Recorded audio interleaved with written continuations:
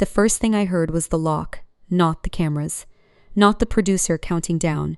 Not the soft worship music leaking through the studio wall like someone had mistaken fear for atmosphere. The lock, a heavy steel sound behind me, final enough to make my ribs tighten before my mind could form a prayer. The room smelled like fresh paint, metal, lavender diffuser, and the kind of cold air that only exists in buildings where people control everything except the consequences. There was a table bolted to the floor, 2 chairs, 3 cameras behind reinforced glass, a small microphone clipped to my collar, and a red emergency button mounted near the door just far enough away to feel theoretical. Across from me sat the man who had followed me for 3 years, my stalker. His name was Caleb Rusk, though for most of those 3 years I knew him only by shadows, blocked numbers, flowers I did not ask for, and notes left on my windshield written like love letters from a hostage taker. And behind the glass, watching like this was therapy, were the people who had convinced me to enter the room: my pastor, my older sister, my fiancé, and a Christian media team filming a radical forgiveness experiment for a documentary series they promised would help millions. They told me Jesus said to love my enemies. They told me this could free me.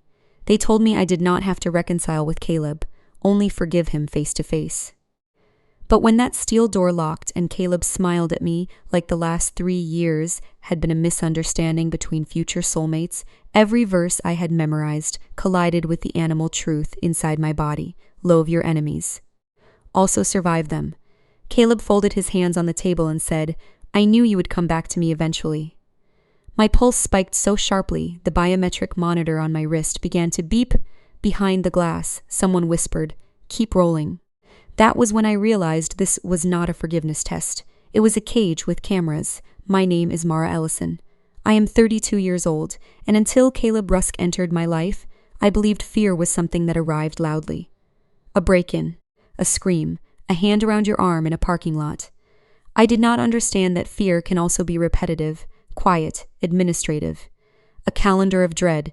It began at a church conference in Nashville 3 years earlier. I was on the worship team. Not famous, not important, just a woman with a guitar and a voice steady enough to lead 2 songs before the quintet. Caleb introduced himself after the evening session. He was polite, soft-spoken, early 30s, wearing a gray button-down and holding a notebook full of sermon notes. He said my song had moved him. He said I sang like someone who understood spiritual warfare. I thanked him and kept walking. That should have been the whole story. It was not. The first message came 2 days later through my public ministry email. "Beautiful worship tonight. God highlighted you to me. I hope that does not scare you." It did not scare me then. It irritated me slightly because people in church circles sometimes use God's name where ordinary boundaries should be. I replied once, kindly, professionally. "Thank you for your encouragement." Blessings, Mara. That word, blessings, became evidence in his mind. Later he would print the email, highlight it, and tell police I had encouraged a spiritual connection. He would say I had opened a door. I had sent one polite sentence. Stalking begins, often, in the distance between politeness and permission. Within a month, he was commenting on every worship video, then messaging my church account, then my personal Instagram, then my sister's Facebook, then the event page of a Bible study I attended once. He sent devotionals with lines underlined. He sent voice memos praying over my future husband, meaning himself. He sent photos of sunrises and wrote, "God woke me up to intercede for you at 4:12 again." I blocked him. He made new accounts. I blocked those. He found my church. For a while, people treated it like awkward admiration. The kind of thing women are expected to absorb because making a man feel embarrassed is apparently worse than making a woman feel hunted. My worship pastor at the time said, "He seems lonely." My sister Naomi said, "Maybe he just does not understand signals." My mother, before she understood, said, "At least he is a believer. At least he is a believer." As if doctrine turns obsession into safety. By the 6th month, I had changed my phone number, stopped singing at evening services, parked under cameras, and learned to scan every room for exits before I scanned it for people I loved. Caleb's obsession grew theological because that made it harder for others to name. If he had written crude messages, maybe people would have reacted faster. If he had threatened me clearly, maybe there would have been no debate. But Caleb wrote like a man auditioning for martyrdom. God told me, your fear is the enemy. You keep running because you are wounded. I will wait as long as Boaz waited for Ruth. One day you will see that my persistence was obedience. He left a leather-bound devotional on my porch with my name embossed on it. He mailed a wedding planning book to my office. He sent my pastor a letter saying he believed spiritual leadership should help Mara confront her fear of covenant. He drove 4 hours to a women's worship night where I was singing backup and sat in the third row crying with his hands open. When security walked him out, he told them, I forgive you for interfering. That became his weapon. Forgiveness. He forgave me for blocking him, forgave my friends for protecting me, forgave police officers for issuing warnings, forgave my fiancé Isaac for standing in a position God had not assigned him. The word came from his mouth covered in honey and teeth. I filed the first police report after he appeared outside my apartment at 11:30 p.m., holding a bouquet of white lilies. I saw him through the peephole. He did not knock at first. He stood there, eyes closed, praying. Then he placed one hand on my door and whispered my name. I called 911 from my bathroom floor. The officers arrived 7 minutes later. Caleb told them he was doing a wellness check because he had sensed I was under spiritual attack. They warned him. He left. I did not sleep. After that, my home became a system. Curtains closed by 5 p.m. motion lights, doorbell camera. Extra deadbolt. Baseball bat under the bed even though I hate baseball. A code phrase with my best friend, Lila. A note taped beside my door reminding me not to open for deliveries after dark. I stopped wearing headphones outside. I stopped taking evening walks. I memorized the sound of his old Honda because trauma turns engines into alarm bells. The restraining order came after he followed me to a grocery store and put a jar of honey in my cart. He said, "Taste and see that the Lord is good." I left the cart and ran to customer service. The court granted a 2-year protective order. Caleb violated it in 23 days by sending a handwritten letter through my church office. He was arrested, then released. People told me the system was working. That is when I understood most people define working as, you are still alive. Isaac entered my life in the 2nd year of Caleb's stalking, which is a terrible time to fall in love. He was a trauma-informed counselor who volunteered with our church's youth program. We first talked in the church parking lot after a safety meeting where the elders debated whether Caleb should be banned from the property. Isaac was not on the elder board, but he had been invited to speak because he worked with domestic abuse survivors and stalking victims. One elder said, "We want to balance safety with grace." Isaac replied, "Grace without safety is not grace, it is access."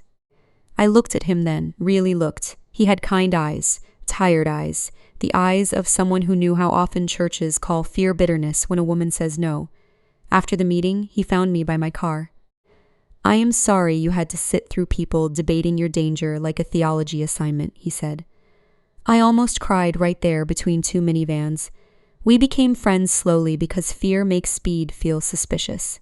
He never touched my arm without asking, never said, "I would kill him," which is a sentence some men think is comforting and is actually just another form of centering themselves. Isaac asked practical questions. Do you have a safety plan? Who knows your route home? Do the police have every violation documented? Has anyone explained that forgiveness does not require contact?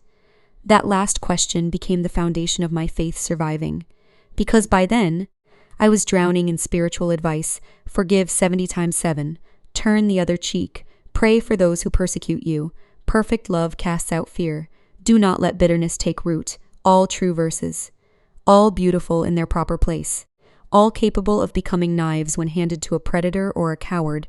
Isaac never told me not to forgive. He told me forgiveness was not the same as removing consequences.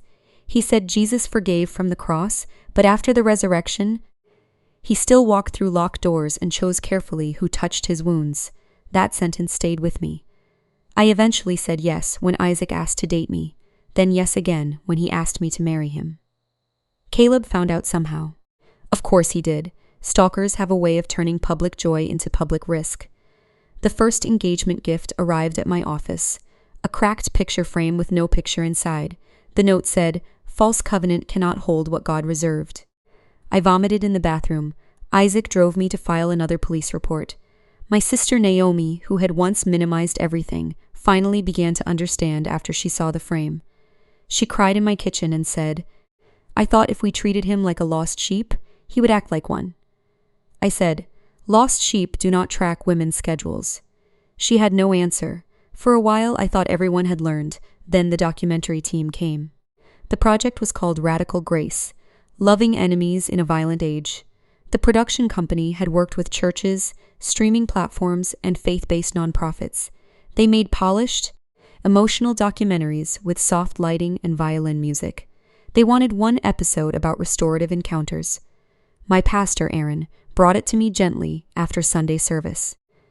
He said the producers had heard about my case through a conference contact.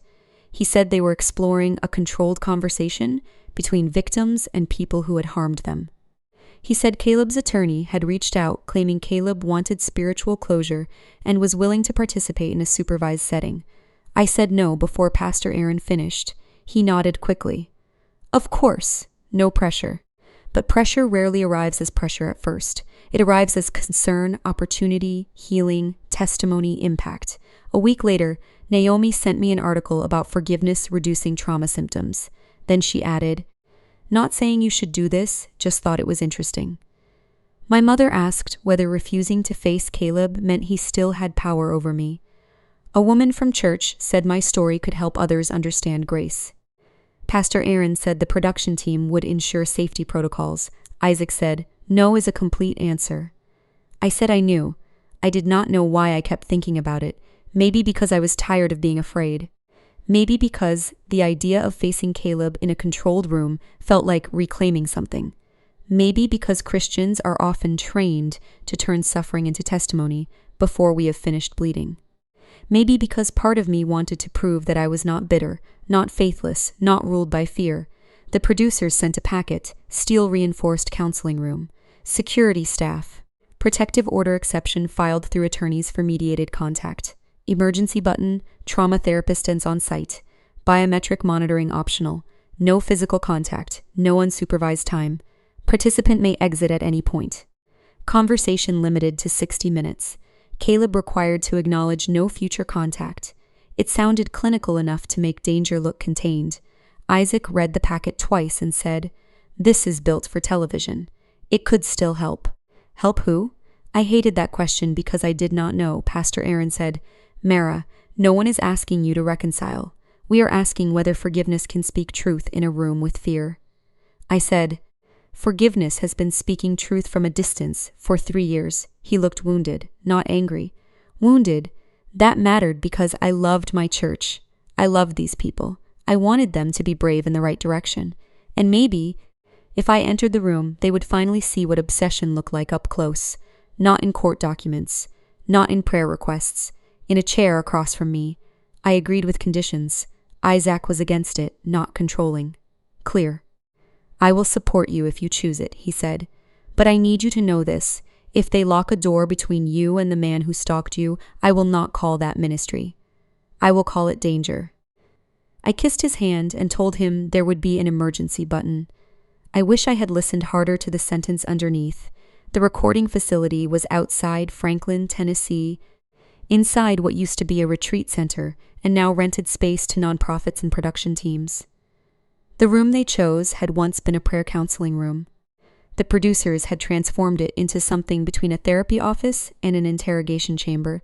The walls were painted soft gray. The table was light wood, bolted down. The chairs were upholstered but heavy.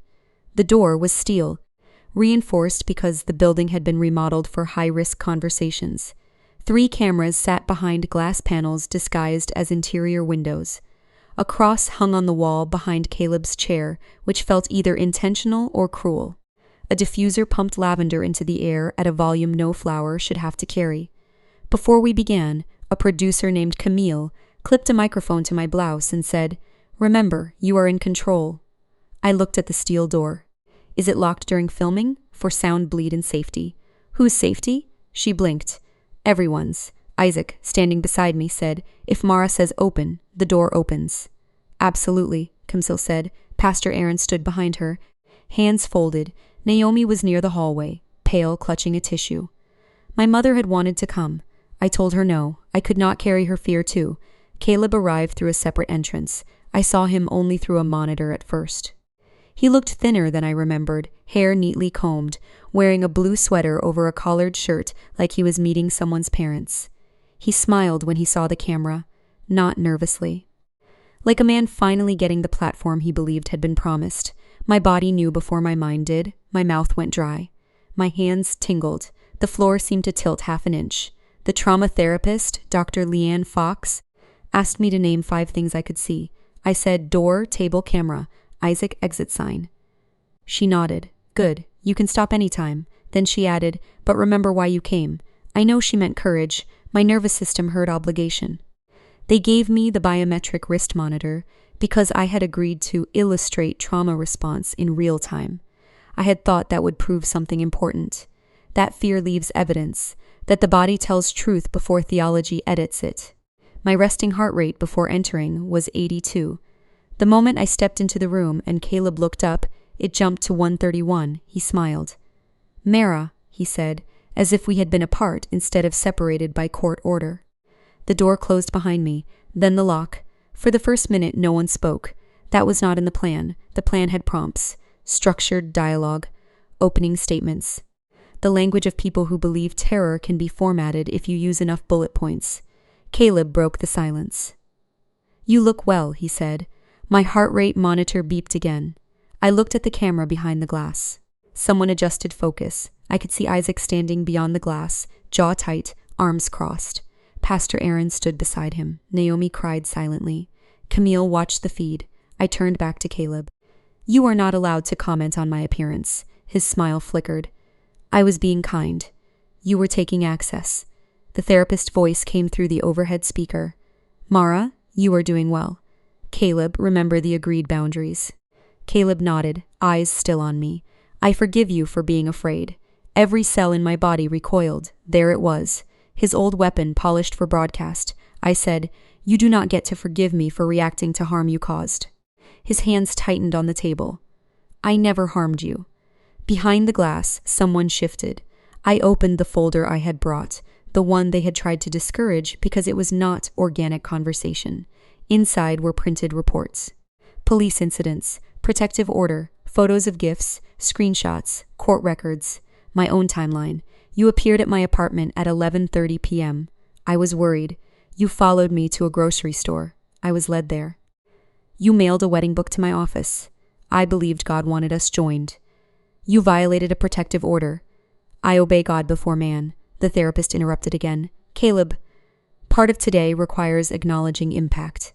He looked at her reflection in the glass, then back at me. I acknowledge Mara felt fear because she misunderstood my intentions. My heart rate hit 146. The monitor displayed it on a small screen beside the table.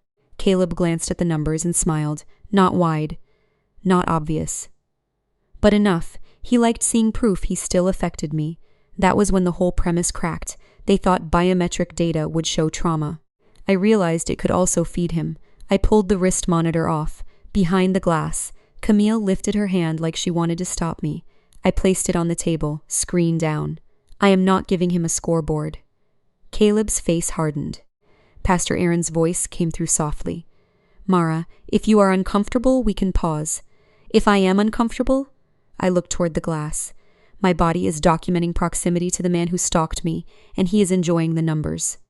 The room went quiet. Caleb leaned forward. You always make me sound like a monster. You made my home a prison. He exhaled with frustration, finally dropping the soft voice. I loved you. No. You surveilled me. I prayed. You tracked my schedule. I sent gifts. You ignored no. I waited.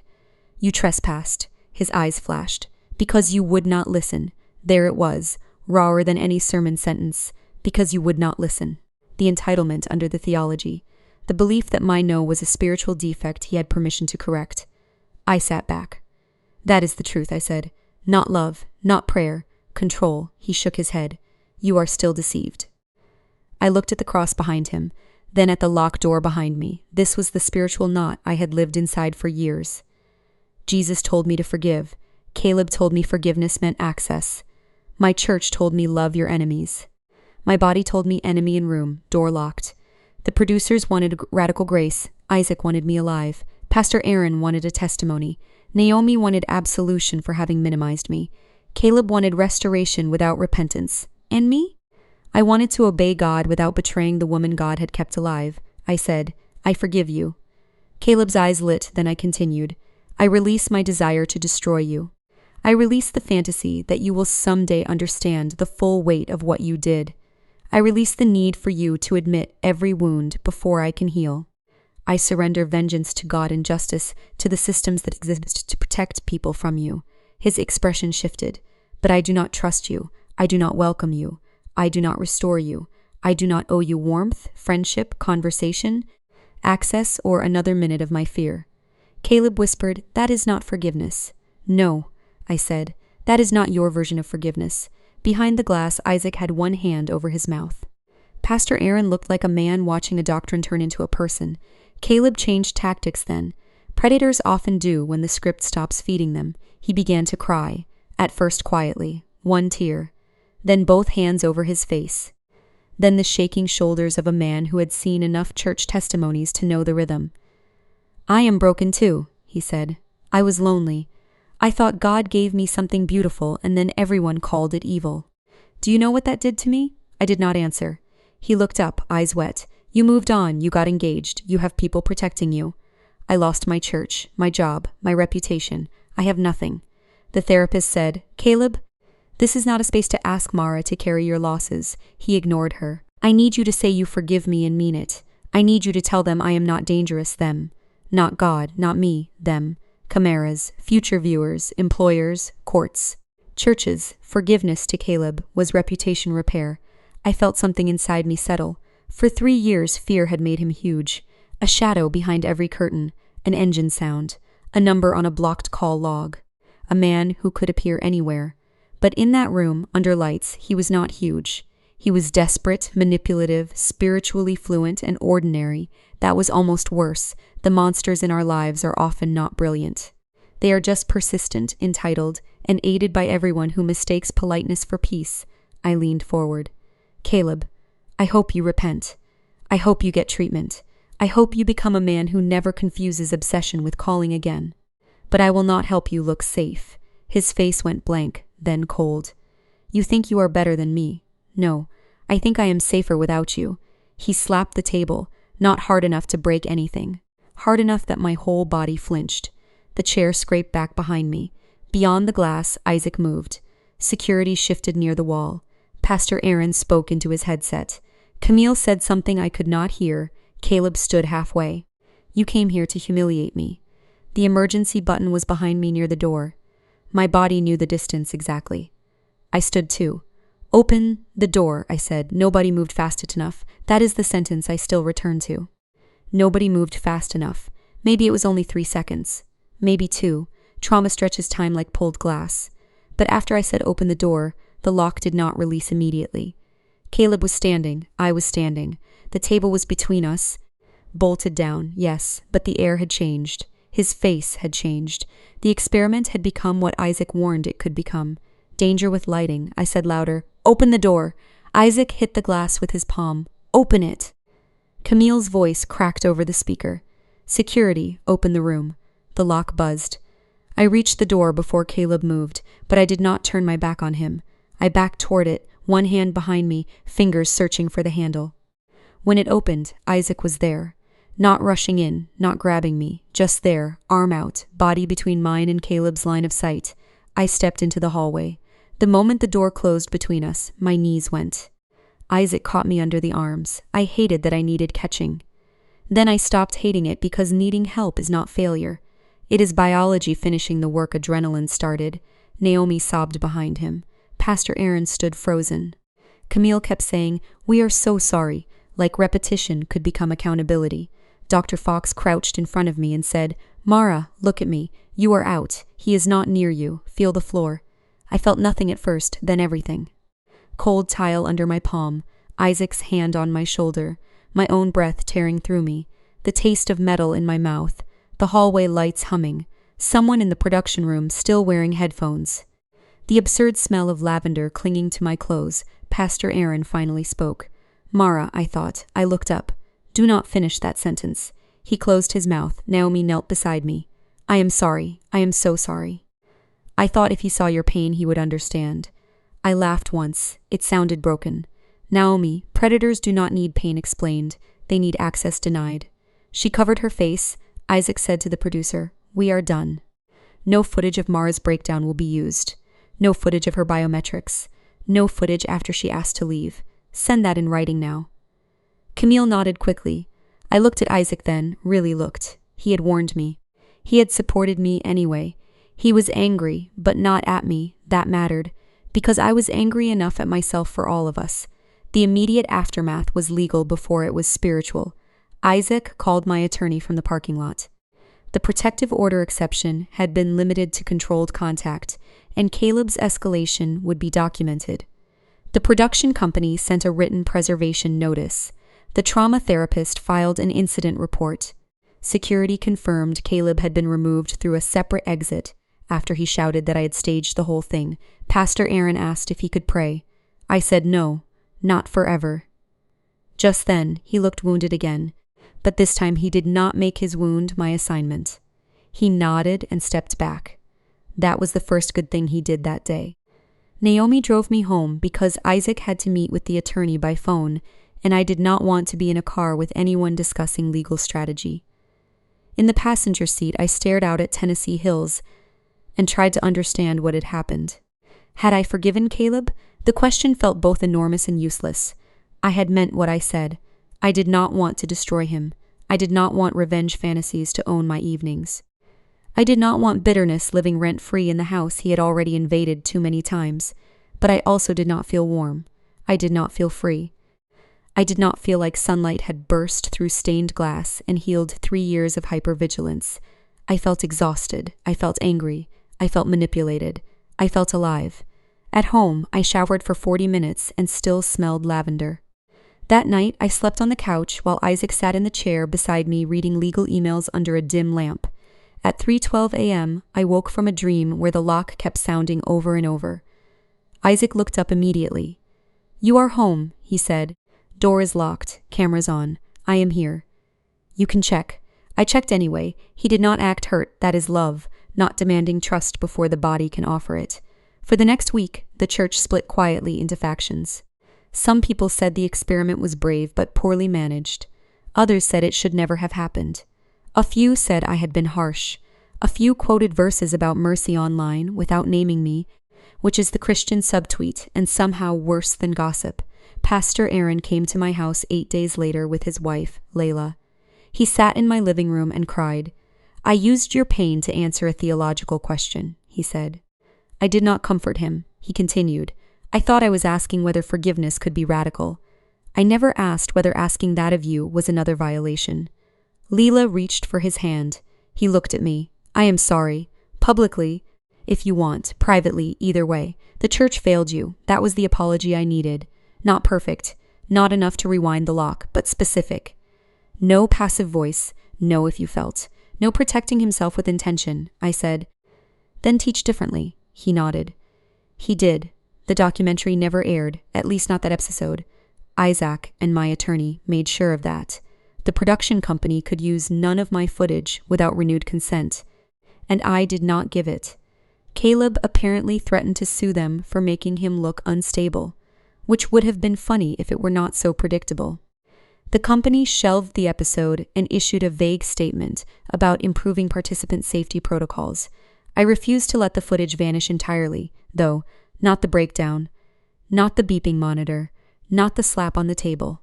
I did not need strangers consuming my fear in high definition, but I requested one clip, the moment I defined forgiveness.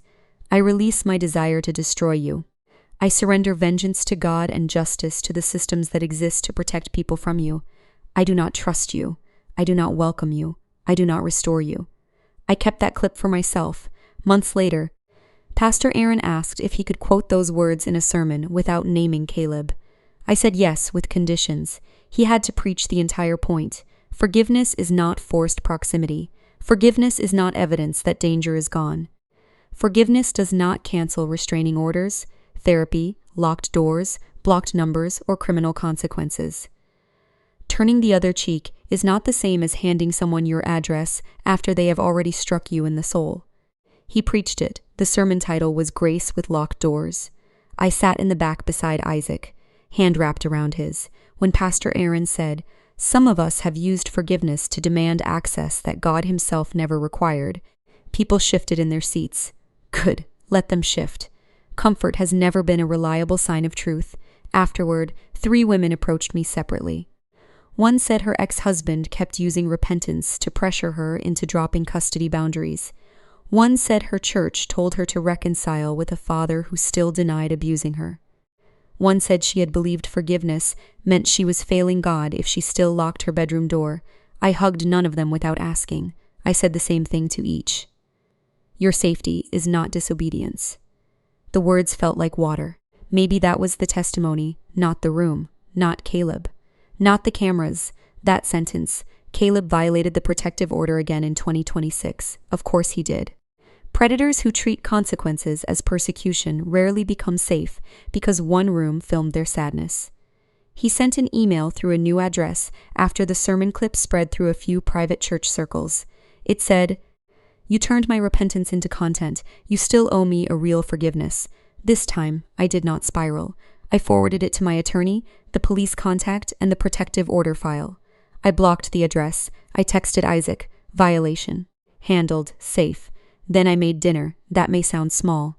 It was not. 3 years earlier, one message from Caleb could have erased my whole evening, maybe my week. I would have checked windows, cried, called Lila, slept with lights on, replayed every possible threat. This time, my hands shook for a minute. Then they stopped. I chopped onions. I burned one corner of the garlic bread. Isaac came over after work, kissed my forehead, and asked if I wanted to talk or watch something dumb. We watched something dumb. The next morning, Detective Harris called and said the violation would be added to the file. Caleb's probation terms from the earlier charge were reviewed. His attorney contacted mine about miscommunication. My attorney replied with one sentence, "There is no miscommunication in a blocked address and a court order." I framed that email in my mind. There is no miscommunication in a blocked address and a court order. The fantasy of hollow absolution died slowly, but it died, not in Caleb. Maybe never in Caleb, in me. I stopped waiting for him to understand. I stopped measuring my healing by whether his name still made my stomach tighten. I stopped asking whether forgiveness should feel like warmth. Sometimes forgiveness feels like forwarding the violation, making dinner, and not letting him choose the shape of your night. Radical grace, I learned, is sustainable only when it tells the truth about danger. Grace that lies is not grace, it is grooming with hymns. I married Isaac that fall in a small ceremony under oak trees, with no live stream, no public location tag, and security at the entrance because romance and caution can stand beside each other without shame. Naomi was my maid of honor. Pastor Aaron officiated after asking me 3 separate times if I truly wanted him to. I did, not because he had been perfect, because repentance had become visible in him. During the vows, Isaac said, "I will never ask your trust to move faster than your safety." I cried so hard the photographer had to lower the camera. At the reception, Naomi gave a toast. She said, "I once thought forgiveness meant asking Mara to prove she was not afraid. I know now love means standing guard while Shui heals." That was enough to make half the room cry. My mother danced with Isaac's uncle. Lila caught the bouquet and immediately handed it to a 12-year-old because she said marriage was not a contagious disease. Pastor Aaron left early to get back for Sunday service. Before leaving, he hugged me only after I opened my arms first. Boundaries had become contagious in the best way. That night, when Isaac and I got to the hotel, I checked the locks. He checked the balcony. Then we looked at each other and laughed softly because this was part of our love story too. Not the ugly part, the honest part. I do not live without fear now. That would be a dishonest ending. I still scan parking lots. I still avoid posting locations. I still tense when a man stands too close behind me in line. But fear no longer gets the final vote. It gets a seat in the room, a glass of water, and then wisdom reviews its notes. Forgiveness did not make me fearless. It made me stop confusing fear with failure. There is a line between spiritual obedience and personal security, and I no longer believe God asks victims to erase that line so other people can feel inspired. God met me beyond the steel door, not inside it. Outside, in the hallway, where I was shaking and alive and finally allowed to leave. There is something important about fear that people outside it rarely understand. They imagine fear as an emotion, which means they think it can be argued with, prayed away, or matured out of. But long-term stalking turns fear into an architecture.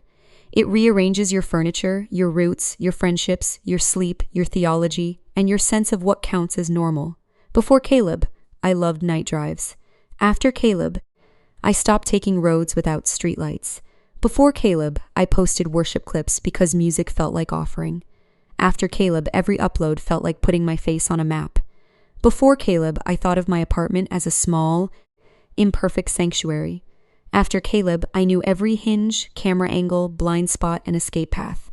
My living room became a command center. My bedroom became a bunker. My phone became both lifeline and threat delivery system. People would say, "Do not let him steal your joy." They meant well. But joy is not a wallet you keep away from a pickpocket. Joy needs safety to breathe. When safety disappears, joy does not vanish because you are weak. It goes underground to survive. That is why the room at the retreat center hit my body before any words were spoken. It was designed to look calm. Gray walls, soft lamps, a cross, lavender, a water glass with a paper coaster. But my nervous system did not read aesthetics. It read containment, bolted table, locked door, man across from me, people watching, my exit controlled by others. The body does not care whether danger has a production schedule. The body cares whether it can leave. I had spent 3 years learning that Caleb's greatest thrill was collapsing distance.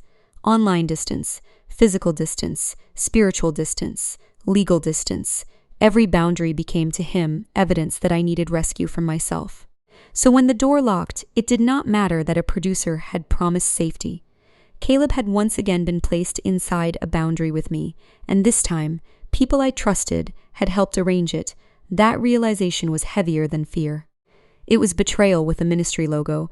During the confrontation, Caleb kept trying to turn the conversation from what he did to what he felt.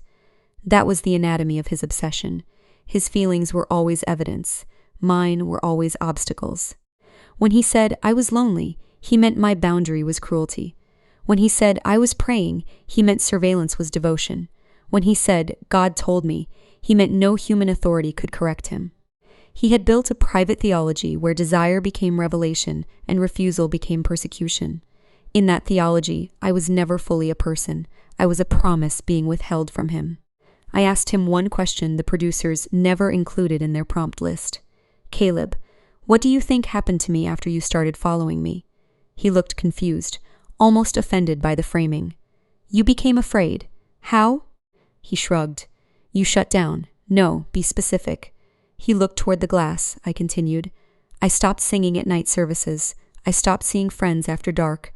I changed my phone number twice. I moved apartments. I spent $700 on cameras. I had panic attacks in grocery stores. I stopped answering my door. I carried pepper spray to take out the trash.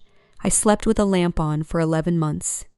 I flinched when my fiancé said my name from another room because you used to whisper it through my door."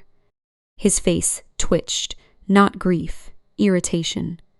"You are making it sound dramatic." That sentence revealed more than any apology could have. The damage was dramatic. He only objected to me narrating it without romance. I said, "You made my life smaller and called it love." He said, "I gave you attention."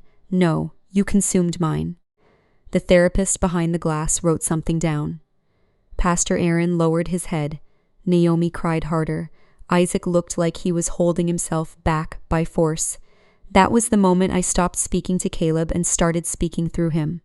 Not for the cameras, for every person behind the glass who had ever wondered if I was exaggerating, for every church leader who had treated my fear like a discipleship problem, for every well-meaning believer who thought a face-to-face encounter would reveal humanity. It did reveal humanity, his mine, and the terrifying gap between them, the phrase lethal delusion, came from Isaac, months before the room.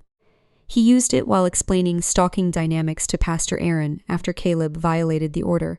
Some delusions are not just incorrect beliefs, Isaac said. They are beliefs that can become lethal if others treat them as romantic, harmless, or spiritual. At the time, Pastor Aaron looked uncomfortable with the word lethal. Church people often prefer soft words until soft words fail. But Isaac did not back away. A man who believes God promised him a woman may believe anyone between him and that woman is opposing God, he said.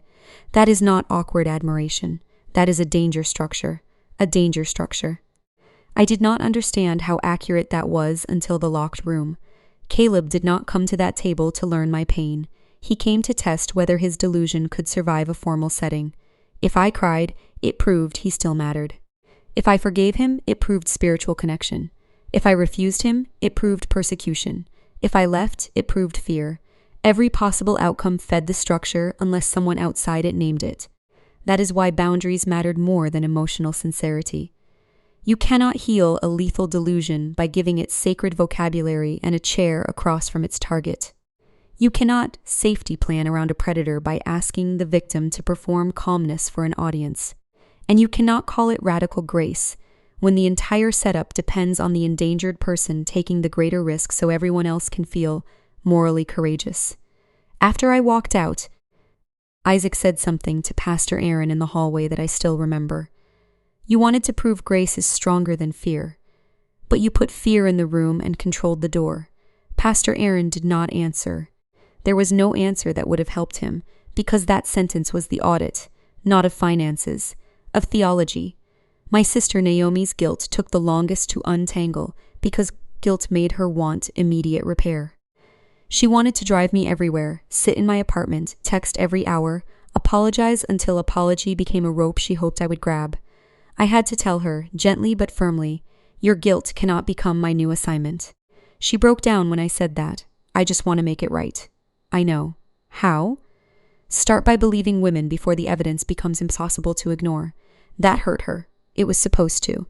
Not as punishment, as truth. Naomi admitted she had minimized Caleb because the idea of a Christian man being dangerous disrupted the world she wanted. She said it was easier to imagine I was anxious than to imagine he was predatory. She said when she sent me the forgiveness article, she told herself she was encouraging healing. But underneath, she wanted the whole situation to become spiritually neat, spiritually neat. That phrase became another key. My suffering had made people uncomfortable because it did not resolve. The police report did not end it. The protective order did not end it. Prayer did not end it. Engagement did not end it. Caleb kept returning, and every return forced others to face the fact that evil can be repetitive, boring, legally complicated, and dressed like sincerity. They wanted a scene where forgiveness tied a bow around the story.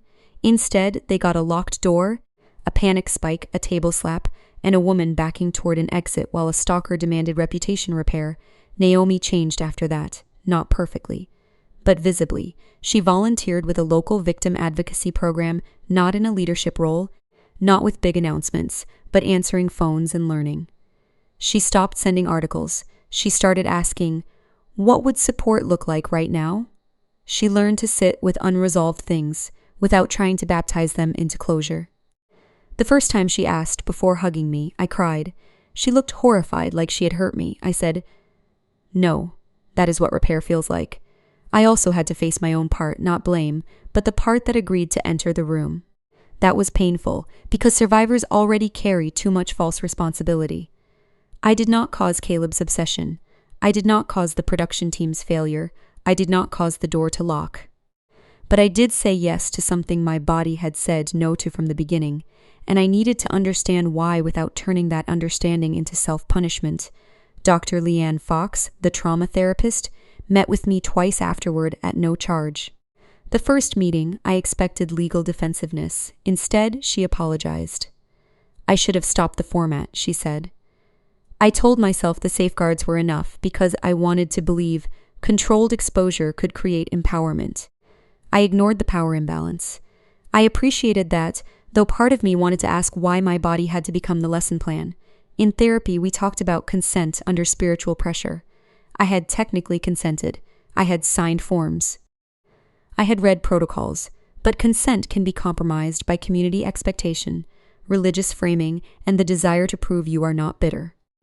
I had been free to say no on paper, while surrounded by subtle reasons. My no would be interpreted as fear, disobedience, or lost opportunity. That matters, especially in faith communities. A victim can be pressured without anyone raising their voice. A woman can be coerced by the implied promise that her pain will become meaningful if she performs it correctly. I wanted meaning. I wanted my suffering to matter. I wanted the years Caleb stole to be turned into something useful, something redeemable, something I could place on an altar and say, "See, God, it was not wasted," but not all meaningful things are public. Some redemption happens in private obedience, filing the report, keeping the boundary, choosing sleep, marrying safely, refusing the call, saying no to the documentary, eating dinner after a violation, living. That is holy too. Not cinematic, holy. Months later, when Pastor Aaron preached Grace with Locked Doors, he asked me beforehand what line I wanted people to remember. I told him not to make me the hero. I was tired of stories where women survive institutional failure and then get praised for being strong enough to make everyone else feel redeemed. "Tell them the door should never have locked," I said. So he did.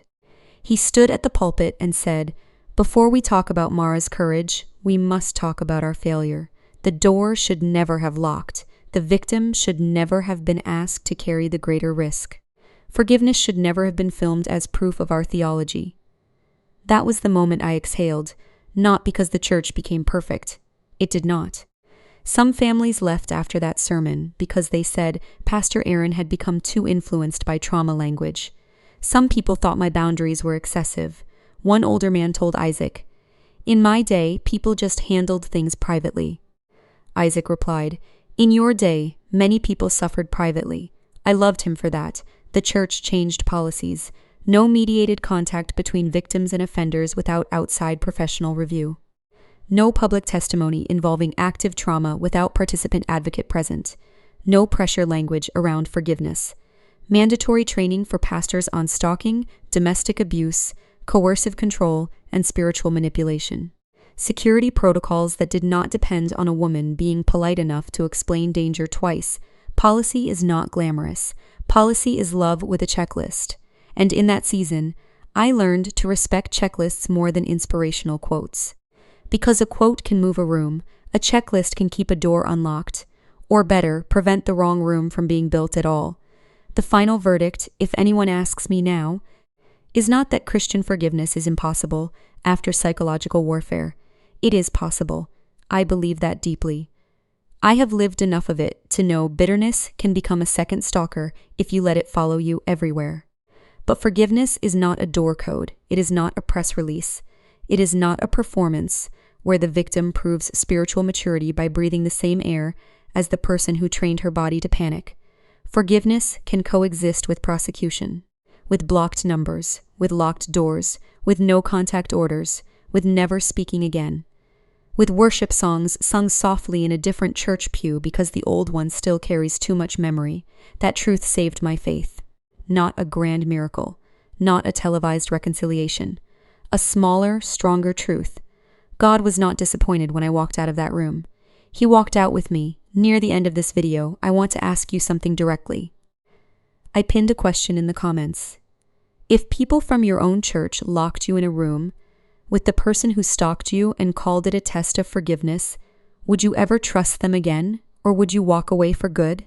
Go to that pinned comment and tell me your honest opinion. I want to know where you draw the line between mercy and safety. And if this story reached you, please like this video and subscribe to She Chose Herself. Your support helps this reach another woman being told that Christian forgiveness means handing a dangerous person another key. They locked me in a room with my stalker to test my Christian forgiveness. But forgiveness was never the same as access. Mercy was never the same as surrender. Grace was never the same as leaving the door unlocked. I did forgive Caleb in the only way that was mine to give. I released revenge. I prayed he would repent. I stopped letting hatred build a second prison inside the one he had already tried to make for me. But I kept the protective order. I kept the blocked numbers. I kept the cameras. I kept my right to leave the room. Because loving your enemy does not mean helping him reach you. Turning the other cheek does not mean turning off your survival instinct. And if the people around you call your boundaries a lack of faith, maybe they are not asking for holiness. Maybe they are asking for silence. I am done being silent. The steel door opened. I walked out. And that, finally, was grace.